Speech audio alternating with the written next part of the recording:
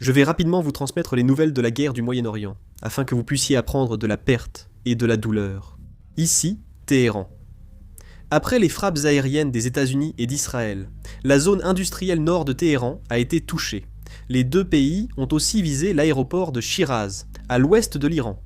Israël a frappé à 2 reprises un bâtiment à Kasr Nabar, près de Baalbek, à l'est du Liban, selon l'agence nationale.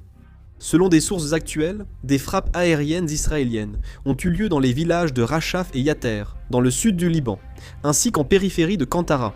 Le ministère de la Santé libanais rapporte au moins 634 morts et 1586 blessés depuis les attaques israéliennes du 2 mars. Selon le ministère israélien, 179 personnes ont été blessées en 24 heures, la plupart légèrement. La capacité offensive iranienne a fortement baissé. Après 800 drones envoyés le premier jour, l'Iran n'en envoie plus qu'environ 40. L'Iran, qui avait lancé 350 missiles le premier jour, ne peut désormais en lancer que 30. Nous sommes en Irak, à Erbil. Une base militaire italienne a été touchée par des missiles sans faire de victimes. C'est tout pour l'instant. La vidéo montre 2 missiles Thunder iraniens évitant 6 systèmes Patriot et THAAD, puis frappant la base navale américaine à Fujairah, aux Émirats Arabes Unis. Une attaque de drones iraniens a visé un bâtiment de l'armée américaine, faisant plusieurs blessés. Akbar Ghaffari, vice-directeur du renseignement iranien, a été tué dans une frappe israélo-américaine. Les États-Unis ont proposé à 2 reprises un cessez-le-feu à l'Iran, mais les 2 propositions ont été rejetées. Les responsables de l'administration Trump ont déclaré lors d'un briefing au Congrès cette semaine que les États-Unis avaient dépensé au moins 11,3 milliards de dollars au cours des 6 premiers jours de la guerre contre l'Iran, selon leurs estimations.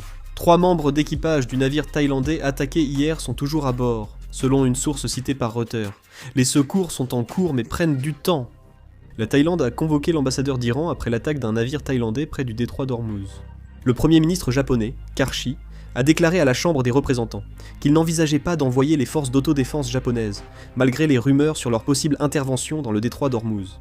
Le secrétariat irakien s'est dit inquiet, après l'attaque d'un pétrolier dans le Golfe, et a demandé la protection des routes maritimes. L'Italie va libérer 9 millions de barils de ses réserves pour aider les membres de l'Agence internationale de l'énergie à stabiliser les prix de l'énergie. Selon l'agence Reuters, malgré 2 semaines de bombardements massifs par Israël et les États-Unis, la direction iranienne exerce actuellement un contrôle normal.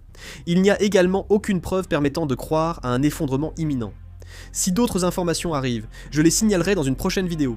Je termine cette vidéo, merci.